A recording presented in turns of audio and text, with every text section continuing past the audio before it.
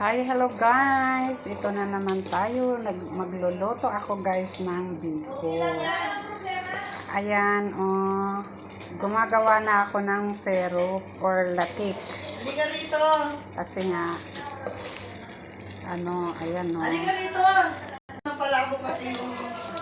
Ayan. Inaantay ko pa siya na maging siya, yung sticky na ba? Kasi yun ang masarap. Pasensya na kayo, hindi ko na pinakita sa inyo ang from the beginning talaga sa aking pagluluto. Gawa ng, ayan no, may ingay nga rito. May mga madaming tao dito sa bahay. Kaya ayan no. Inaantay ko lang na mag-sticky siya. Tapos saka ko ilagay ang kanin. Ayan no. Yung glutinous rice, ayan, nakasaing na yan. Tapos, ito yung ginawa kong latik ko, ayan, o. Pinapalangis ko kasi siya, kaya yun ang masarap. So, now, antayin natin ang maging,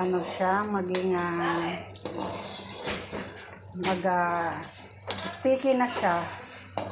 At sa mga gumagawa ng biko dyan, alam nila ang procedure kung paano.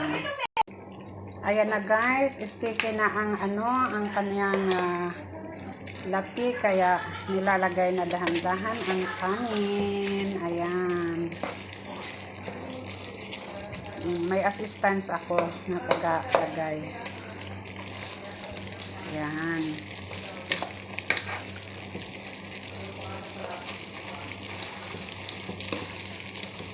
Ganyan po.